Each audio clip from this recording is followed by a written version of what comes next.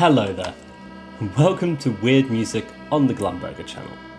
This is of course that music show where we do incredibly weird reviews of different kinds of music, is the review weird or is the music weird? Who knows? That's up for you, the viewer, to decide, basically. Anyway, today I have a very little interesting release lined up for you, I would say. I came across this album digging around through a particular artist's discography, and hidden away was an album released on a very strange cassette record label, which in turn had a very small discography of these incredibly strange albums. Now, out of all of the albums they've released, which is only a handful to be fair, I'm not really sure why I was drawn to this particular album out of all of them. Especially considering the ultra-minimalist presentation of each and every cassette results in them all just looking the same, basically.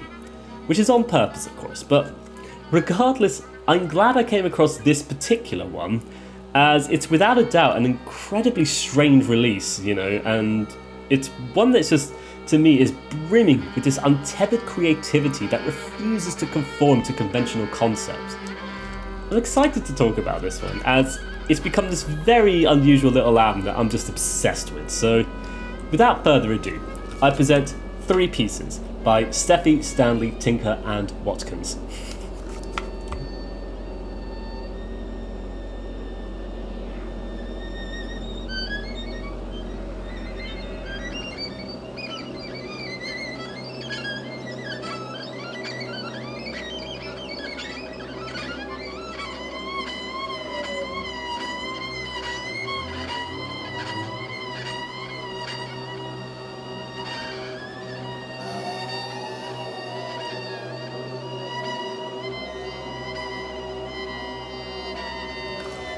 Goodness, as you can no doubt hear, this is a very strange release, no doubt.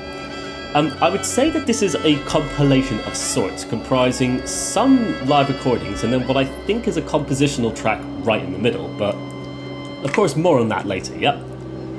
For now, let's ask ourselves, who are Steffey, Stanley, Tinker and Watkins?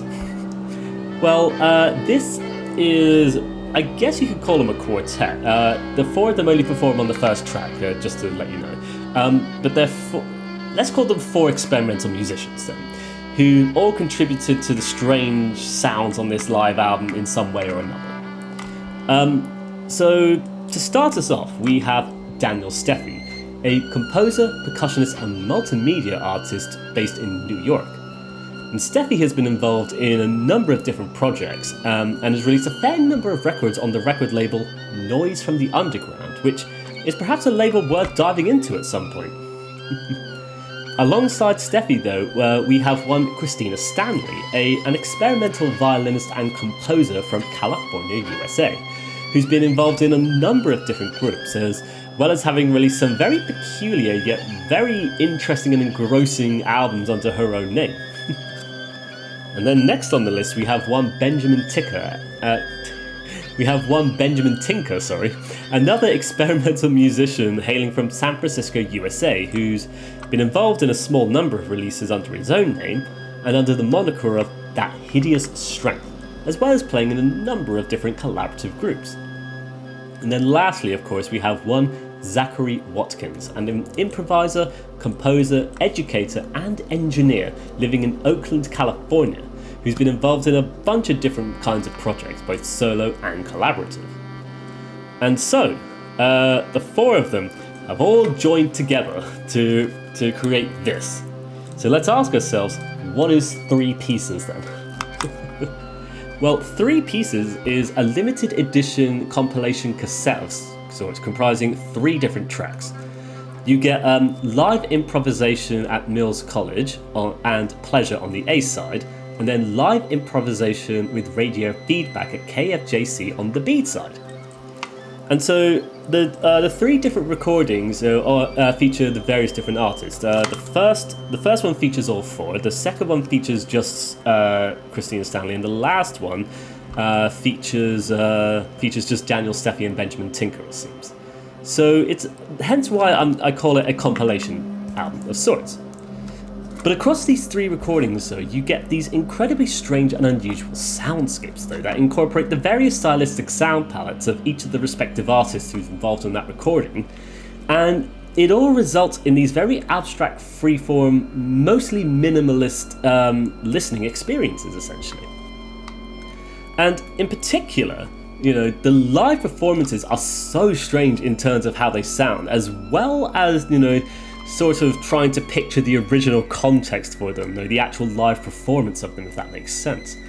And I feel like they become much of a focal point of this album experience, especially with it being the first and final track of this. And as well, and it's one that just revels in its unusual peculiarities, I feel. And so whilst the physical cassette tells us very little, if anything at all, ultra-minimalism of course, the Bandcamp page offers a little bit more information in letting us know which performers were involved in the recordings, as I've said, and, which helps with a bit of the context. So let's dive into the 3 pieces then, shall we? So track 1, titled as follows on the Bandcamp: Daniel Steffey, Christina Stanley, Benjamin Tinker, Zachary Watkins, live improvisation at Mills College. And so, as this one starts, there's a whole bunch of different sound sources all beginning at once, mostly these sort of lowercase electronic murmurings and drones, But the more this composition, just pushes itself along, the more you find your mind just wandering far and wide, from part to part. These elongated, pulsating electronic drones, they ring out very satisfyingly, to be fair, and it's battling against this violin that pulls these really incredibly strange and esoteric notes that bend and twist so fantastically around the bulldoze of drones. I feel like the performance of the violin from Christina Stanley, it's almost a focal point for much of this live composition, and it feels almost microtonal what she is playing. It really reminds me of the album Unlovely by Kat Hernandez, which we reviewed in a previous episode, of course. But what's fun, though, about this one is every now and then you can kind of hear this electronic element in the background that's just wildly oscillating around as it just rises, pulling along the landscape with it, sometimes, whilst at the forefront, it sort of retains this very strange 50s movie aesthetic, I feel, punctuated so clearly by the presence of a strange acoustic phenomena coming from the violin performance. And of course, it is so incredibly strange in nature, and some of the literal elements sound so peculiar, but it never gets in the way of the artistic expression, and instead you will just find that the composition has pulled itself into even more peculiar moments before falling away into the recesses of lowercase silence. Just you wait though, for the final crawl, those strange notes, those peculiar patterns and lo-fi drones, well, it pulled itself back up just to further paint the unusual picture that this composition is creating.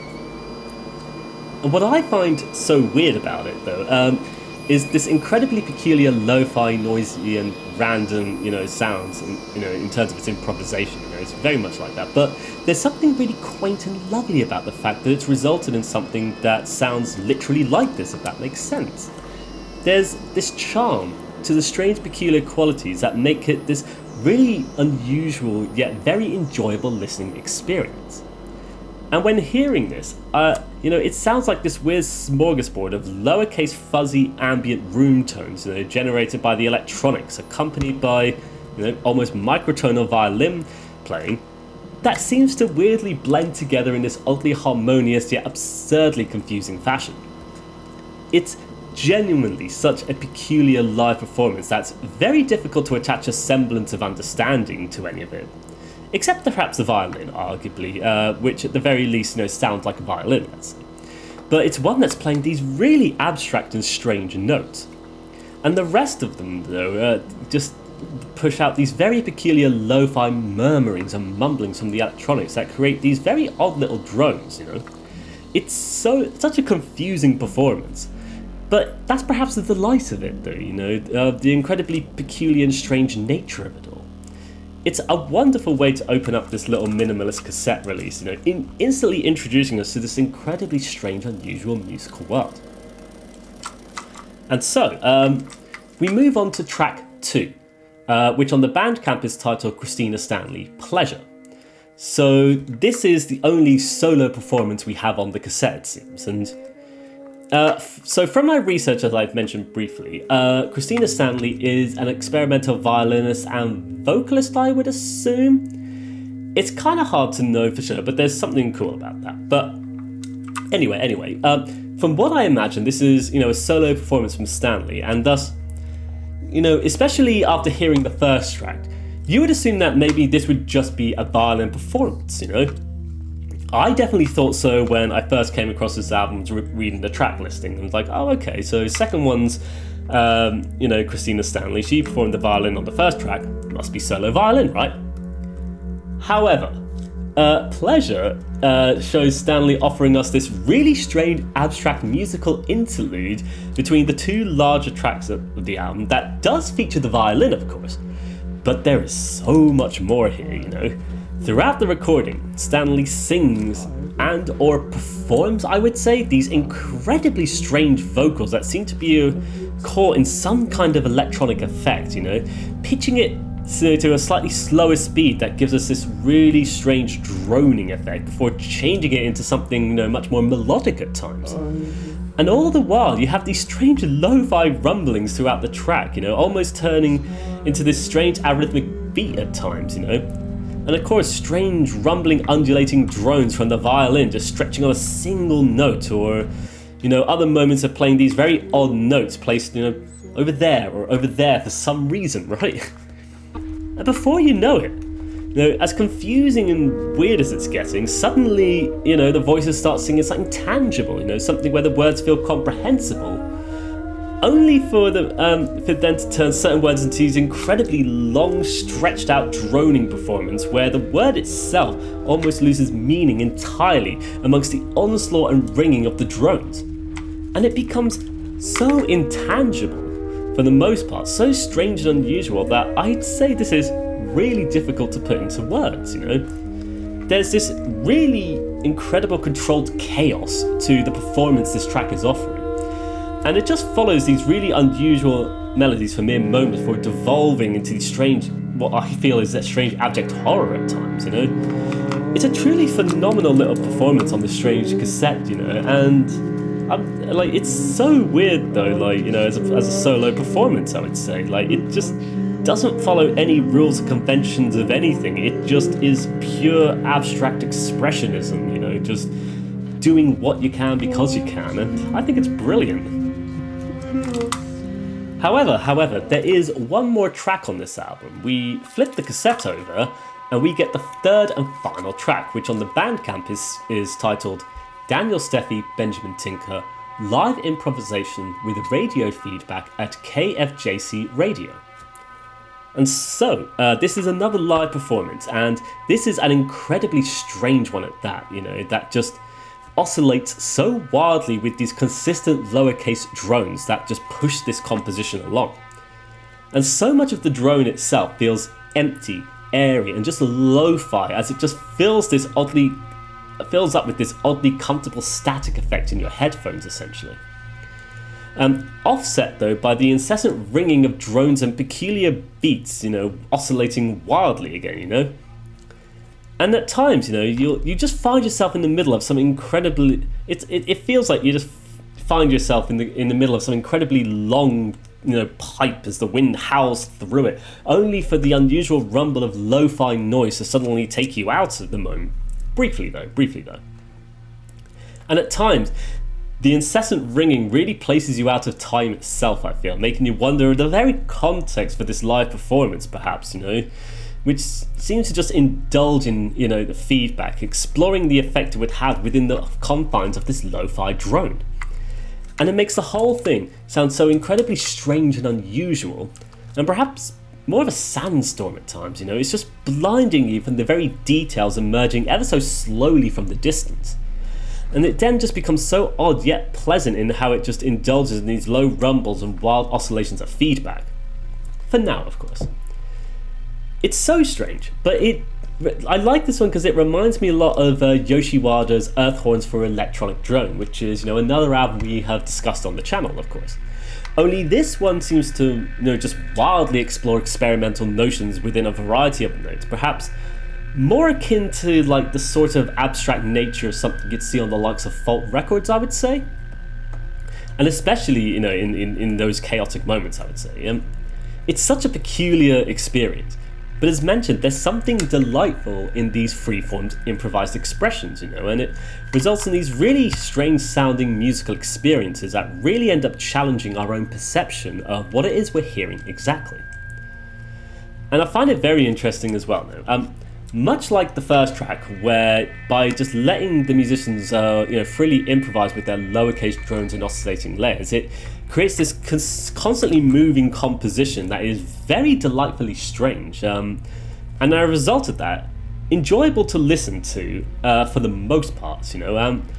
I should say at times that on this one in particular, it does become really uncomfortably strange, leaning on the chaos of audio peaking at certain moments, that it reminds me of anything of the kinds of peculiar tones that you would hear from the likes of Paragon, which, mentioning for the third time, is also an artist we've discussed on the channel. Paragon was a very strange one indeed, though, to be fair. Just letting the sharp, uncomfortable squeaks become a part of the composition for those brief, weary moments. I think there's something very interesting about that. It becomes such a peculiar lowercase excursion of electronic drones of peculiar acoustic phenomena, though. And the pull across at uncomfortable frequency, offset by the warbling, undulating electronic drone, results in this very odd moment that places us out the composition again in a state of non-comprehension, I would say, especially when it builds up again to tumultuous, uncomfortable levels, And with such high-pitched frequencies and ringing, it's such a challenging way to actually end a live performance. And I perhaps wonder if these particular tones is perhaps the radio feedback that has been mentioned in the very title of this track. Perhaps I've been duped though, and I realise in retrospect that perhaps it's quite obviously so. Maybe it is. I don't know though, it's really hard to say with these things, right? In any case, this track has one final little surprise though.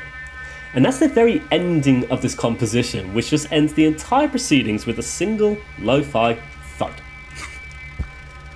My goodness, what a peculiar and unusual album this is, I was really surprised when I came across this one, as it seemed to scratch the itch I was getting from listening to so many strange and unusual record labels, things like Fault and Important Drone Records, both which we've covered on the channel in previous videos, of course. That's the fourth time I've mentioned that now, don't know why this is coming up so much.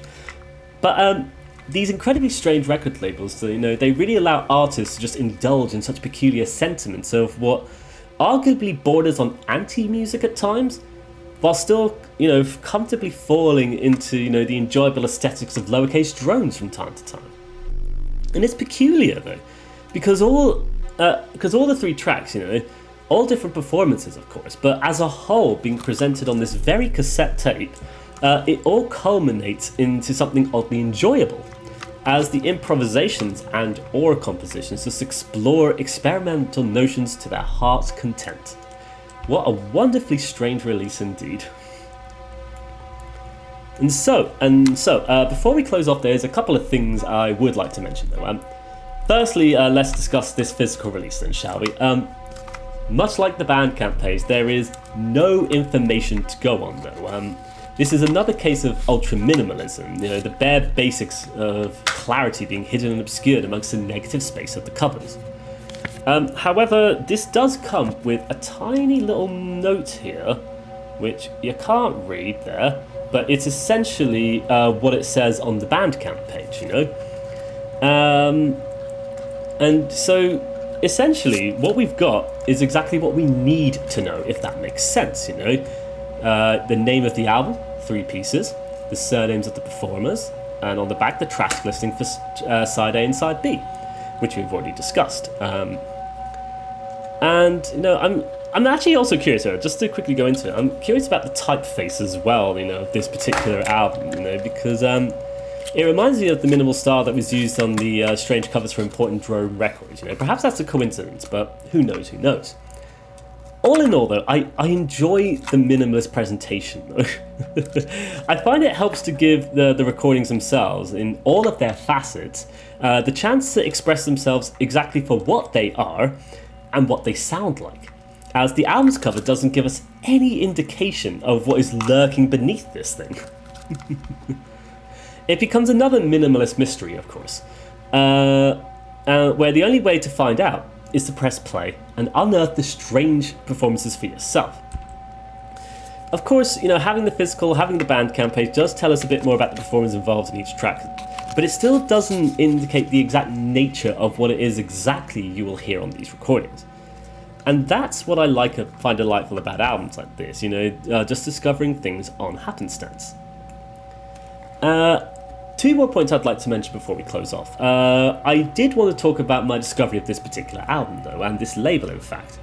And the fact that I discovered this particular label and recording stuff when diving into the works of Kemi Faserwerk, the moniker for one Christian Sniper, owner and curator of Fault Records. And when exploring Christian's discography, I came across the album Scenarium Treatment, released on Self-Help Tapes, of course, and thus decided to check out the album. And where I found, amongst their largely depleted discography, a couple of tapes left on sale. And so I grabbed a copy of 3 pieces here, as well as Identity and Opposition, and added them to my Bandcamp collection. And I'll be honest, when I saw that the last release was in 2016, I was very skeptical of whether these albums would emerge from the ether. But, and this is the second thing I wanted to mention, I actually messaged them just to make sure it was sending.